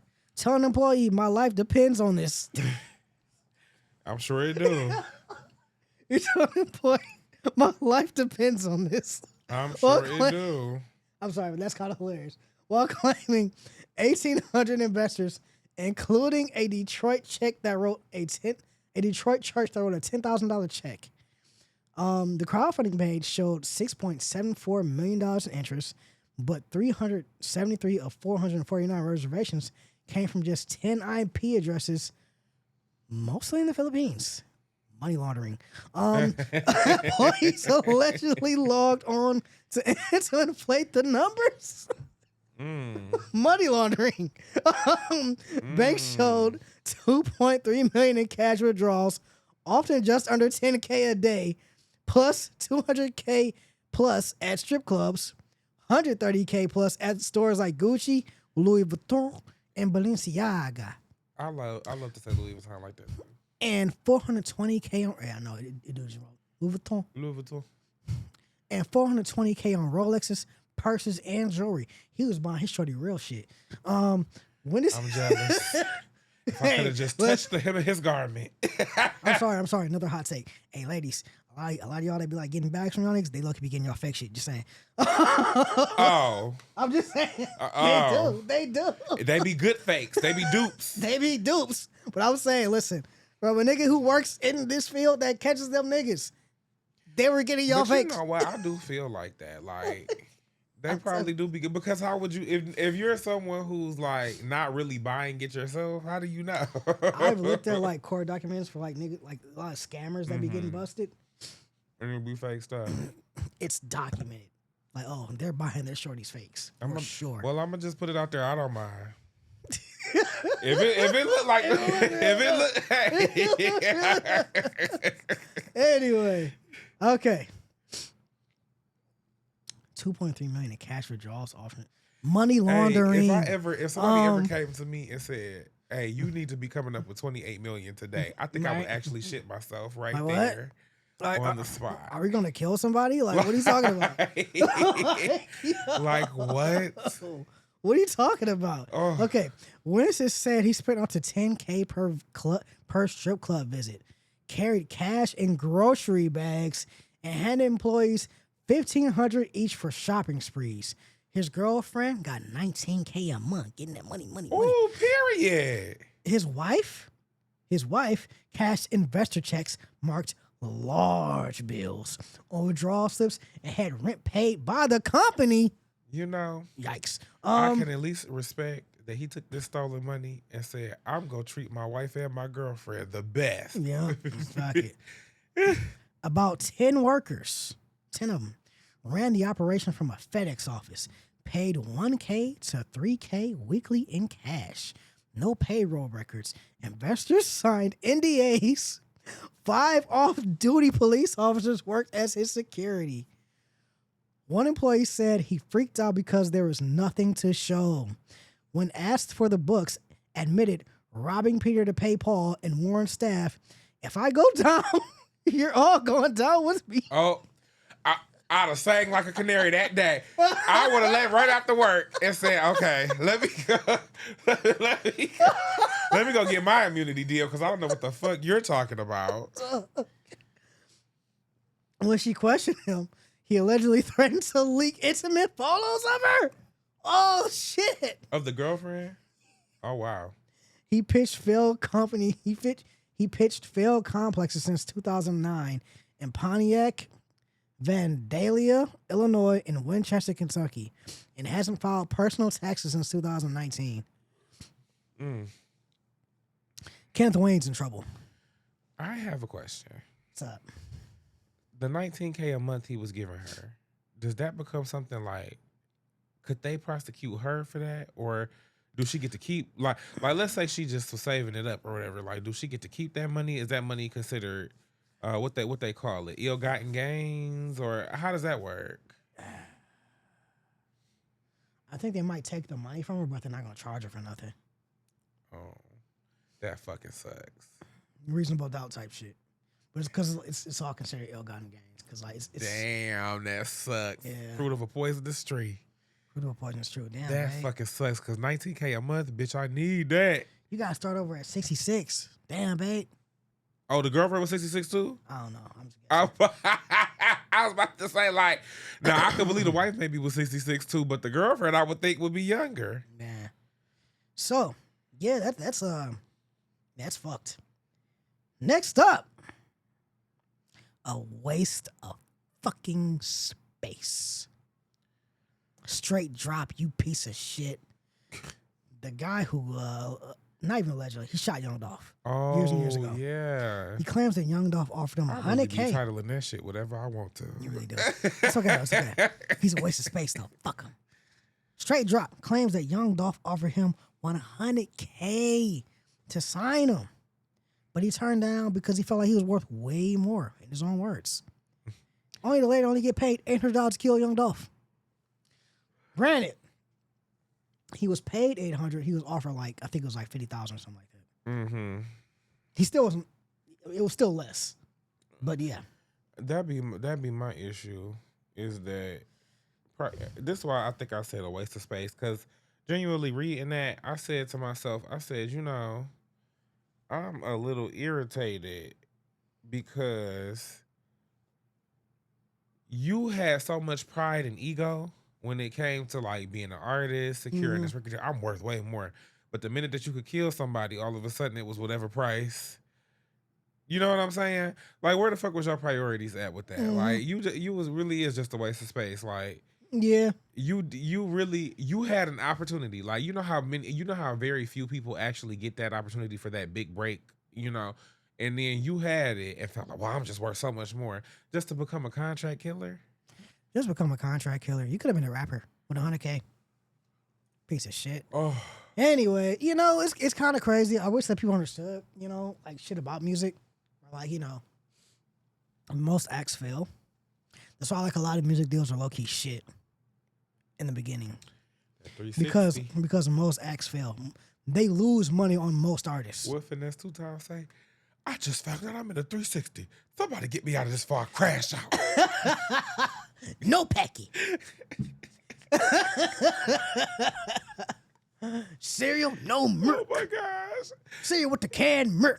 That being his real live reaction actually took me the fuck out. I always laugh at that because like, no way you are serious, but he was dead serious. I just found out, talking about I put it in Chat GPT. Like, oh my God. How you was getting ramen noodles with no packet, bro? Where the fuck was you getting your ramen noodles? Because at that point they wasn't ramen noodles. What? Or I guess they was ramen noodles because the brand is like Maruchan. My point, did somebody take your seasoning packet, bro? How you? No, because don't every instant brand put the packet in there? That's what I'm saying. So it's like, what are you talking about? The season's in there, so what the fuck? So you wasn't really eating ramen noodles. Y'all was just buying pasta. Using pasta, using spaghetti. You had just boiled the noodle. Hot take, your mama couldn't cook. Hey, man, listen. Well, he said it not to be finessed. If you're gonna crash out, crash out. Hey, listen. Hey, if it's really that hard, I ain't gonna lie. Listen, you don't need a lot of ingredients. If you know how to cook, you can cook some shit up for real cheap. I did. You know what though? When he said that, I did say to myself, maybe he really was in the struggle though, because let's just say that I had a pack of instant. Let's just say it was one of those things factory done slipped up. It's not a seasoning pack in this bitch. I actually could have opened the cabinet. And I could have said sprinkle, sprinkle, sprinkle, sprinkle, sprinkle, sprinkle. Did the We thing. could have figured this out. Yeah. We could have figured this out. Maybe he really was scratching his survival. Man, that nigga said no packet. His instant ramen was just a little white cup and just said ramen on it. Man, Just said right. That boy ain't had nothing but salt and MSG in that fucking cabinet. okay. Bro. He said, "I'm gonna make a broth out of this." He was done. That boy had saltwater ramen. Say, why you didn't have no seasoning packet? That is a great question, though. Actually, Isn't every single one like? Right. What happened, bro? What happened? What you mean you ain't had no seasoning packet? And maybe, now that I think about it, he's so simple. He really may have meant my mama couldn't afford to get us the instant. She would just buy the noodles And just boil. and just pasta. boil them, and we would just be eating the noodles. I don't know why you would do that, Right. but Honestly. that's the only thing that makes sense to me. Alrighty.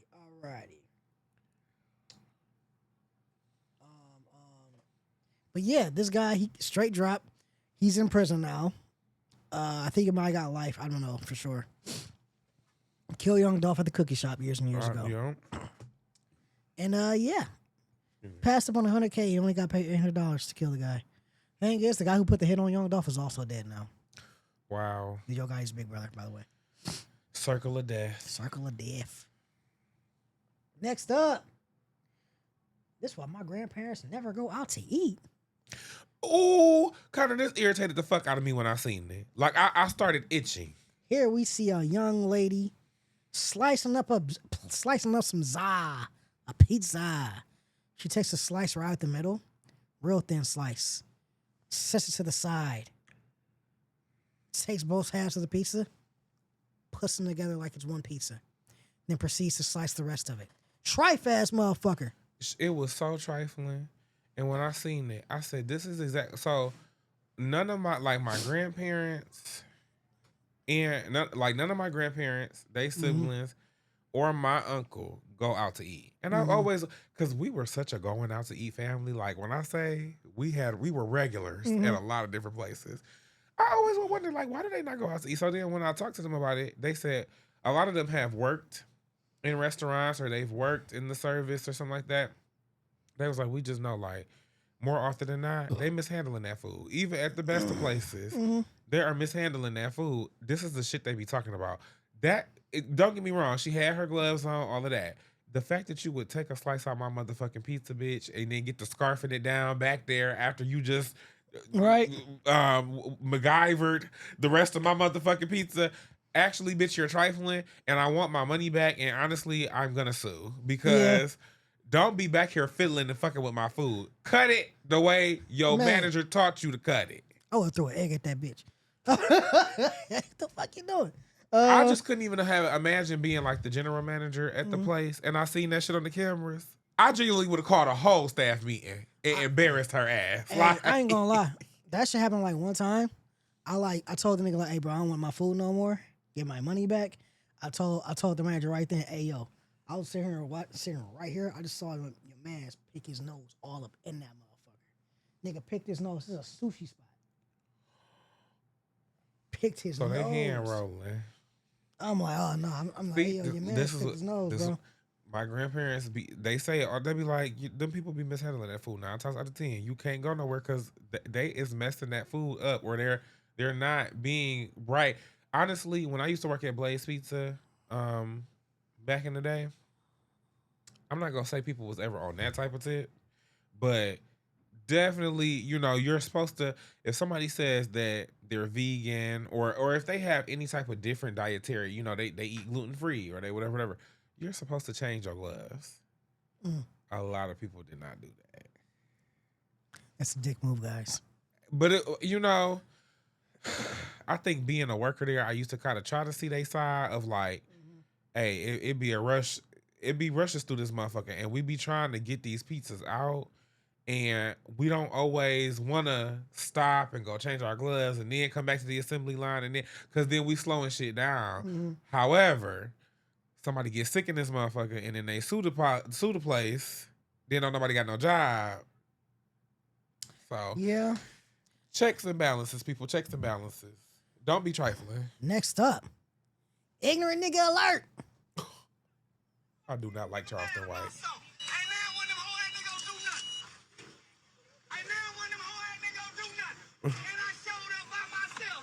He's not by himself.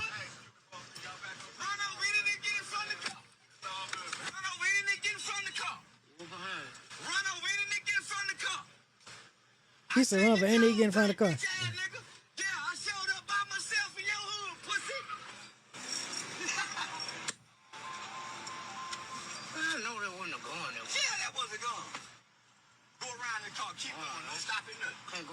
Huh? Put your address in. Get straight to the highway. Shit, that nigga phone. Go around the car. Oh shit. Okay. Yeah, them bitch ass niggas. I thought he got hit right there. When the fuck he hit? You was right. He said, fuck Jay Prince. I know. Hurry up, put the address in. To the When this shit goes in? around this car. Apologize. I ain't apologizing or shit. Run the red light. Get through this motherfucker. Run the red light. Get us out of here. He was up playing. Get on the highway. Turn left. Don't stop and double. Move. Hey, Charles still trying to get the fuck up out of there though. Move. Oh my God. Move. Did he get shot then? Or not? Like, he just not get shot in this The video. report just said that they shot at him. Okay. So Charleston White is saying like apparently Jay Prince, I don't know, I'm not sure what he said to Jay Prince. It's in his other group. links. I don't know if it's like a Let me see.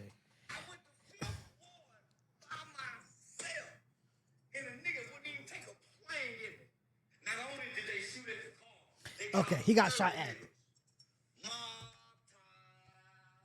Okay. I ain't gonna lie though. I'm gonna just say it. I'm not mad at him like doing this shit to Jay Prince though. Carter, hold on. The next time I get any type of tax issue from the state or the IRS, I'm gonna go live and complain about it and say, mob time. They coming together to try to get me mobbed. Man. So that's the thing though. So that's Jay Prince's group, Mob Ties and shit. Oh, okay. My thing is, you know, Jay Prince is kind of a fucking menace. He's like one of those like niggas that making niggas check in, shit like that. Is he the guy? Did he have something to do with one of the Migos? The one that, Take Off. Take Off. So yeah, his people was there. His people were there. Okay. They allegedly they killed some other guy in the dice game, but like they do allege like Jay Prince might have something to do with that. Okay. His people was anyway, or Jay Prince Jr. rather. Okay. You know, so like yeah, a lot of them they're in kind of the center of like a lot of nefarious shit. Okay. Moving weird, trying to act like mobsters. Okay, gotcha. Dang, that was the name of the group. I was like, My point being, I'm not mad at Charleston White for this one at all, to be honest with you. Jay Prince is kind of a problem. only reason I'm gonna say I am mad at him and always be mad at him is because you chase this shit, Charleston. He do. You stay in some type of drama situation, and guess what? Your pepper spray ain't always gonna get you up out of it. This is true. But also, Jay Prince is kind of a fucking menace. And that's true. You know? I think two things can be true at the same time. He is a menace, but why you even mixed up with him, beefing with him? You know what I'm saying? Like, he's a menace, kind of as far as I know, you ain't beefing with Jay Prince. Yeah. You know what I'm saying? Like, you chasing this. You chasing this kind of combative lifestyle. Ignorant. Yeah. Crazy. But he survived Very stink somehow. meaner. That's what Charleston White. Charleston White reminds me of stink meaner all day. He Like do. you just a mean ass old man. Like He is stink meter low key. It's kind of funny. I ain't gonna lie. He's funny as hell to me. It's always some crazy my ignorant shit. dad loves him. I be Get like, the fuck out of here, man. Just run this red light. Move. He said, run this red light. There is a video I fucking love where this guy is standing outside these projects. Yeah. And I guess he had beef with some guys in the projects. He on the Instagram live talking about, yeah, come get me, pussies. Ha ha ha ha ha. And somebody put in the comments, wait, right there. He was walking the whole time in the video, but the project was in the back, so he's walking the whole time. But the comment said, wait, right there. All you see is him go, hey, you here for Ahmad? Yeah, that's me. And he gets in the Uber and says, get me the fuck out of here. Let's go. It was the same energy. Like, hey, get the fuck out here. Run the red light. Get on the highway. Come on. We need to go. Okay. I've done too much. We need to go right now. Oh, my God. Wait right there. All right. Next up. Teach a man how to squabble. Get that trigger next time, nigga. Did you watch this video? I did watch this video. This pissed me off so bad. But Connor, even after the sneak, let me tell you, okay. Oh, you got to get with him. Essentially, y'all, what happened was this couple was in a grocery store shopping. I don't know what beef the husband had, but a man just runs up behind him and just sneaks him, hits him. They squabble a little bit. They tussle. The guy beating the husband up. The wife jumps in and starts swinging on the dude. Then the dude starts swinging on the wife. Now, this is the part, okay, because I'm not even going to be mad at you losing the fight. Because, like I said, he did sneak him. And honestly, I wouldn't even be mad if you just can't fight at all. What irritated the fuck out of me was his wife was sitting there like Layla Ali, taking this grown man on. And you get up, and instead of grabbing him or doing something to him, you're grabbing your wife's arms and you hindering her from defending you. Tough this nigga, bro. I was like, I would have got the ick. We would have been divorced. Teach a man how to squabble. I would have been like, honestly, that would have been, you know how they say a canon event? Yeah. That would have been a canon event, and I don't, the trajectory of my romantic life would have changed so much. Back for me. He's standing too far back for me. You gotta jump in this shit. Connor, it was him literally grabbing her arms. I said, hey man. He's bullshit. You actually are not only are you not helping, you're actually hindering. You really got to teach your man how to squabble, shorty.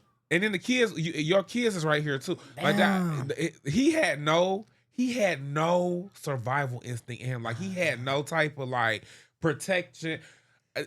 We would have been divorced because I'd have just got the ick and then going for it. I think I would have been on date. That would have been the first thing on the first day. I'd have said, "Can you fight?" Because I would have. Now I'm traumatized. Like now I need to know. Like, can you fight? Because is there ever going to be a time where I have to jump in and defend you, and you're holding because you're so scared to fight him? You're holding me, so I can't fight him. Right. Like crazy. Which leads to our last topic, because we ain't got the time. We got a shit ton of topics. We're gonna cover in the next episode. It's okay. Do we have more than that? That's not. There's like. Oh, skip it. Yeah, like 1, 2, 3, 4, 5. There's like 7 more topics. We'll get into slice of life. Slice of life. The importance of letting go and how it contributes to your self-growth. Oh, period. I did put a little title thing in there. I said, let go and let grow. How'd you say it too? We're letting go today. Okay, so the importance of letting go and self-growth. Should I start this off? What does it mean? All right, people, I'm gonna fill you in on some shit. Let me clue you guys in. It's important to it's always important to forgive certain things, let go of certain shit, because we live in a time where people be petty as fuck.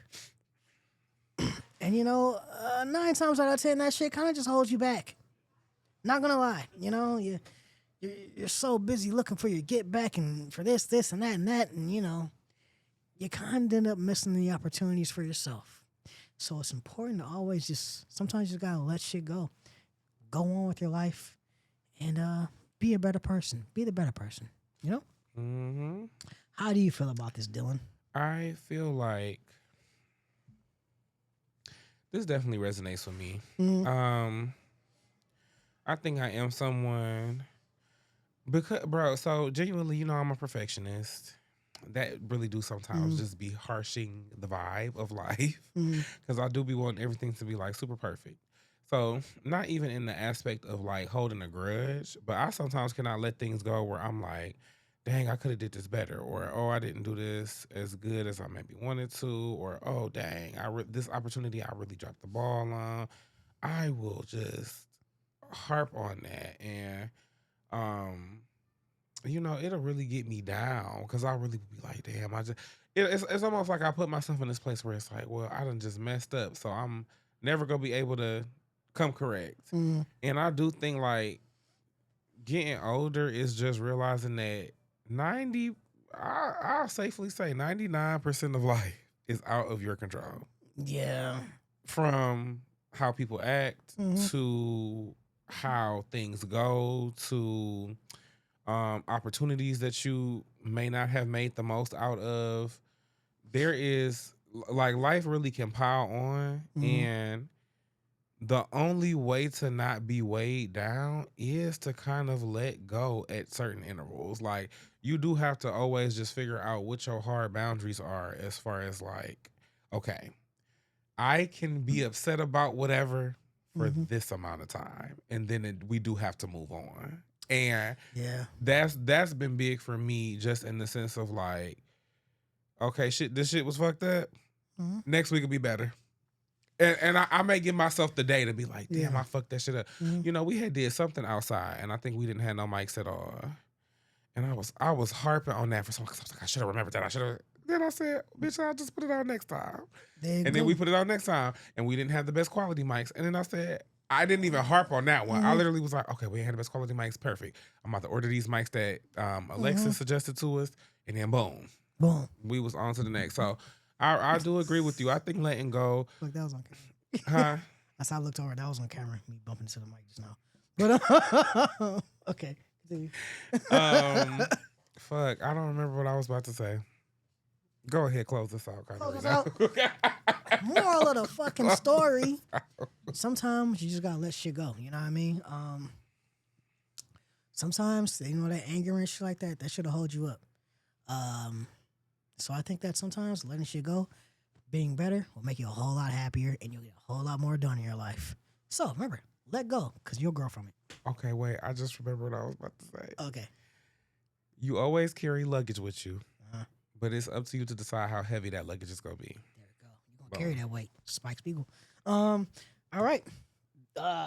With that said, this has been your favorite son, C's. And it's Dylan. Come on, let's go. And we are hungry like the wolves. Y'all know who I am. Bye. Rest in peace, y'all.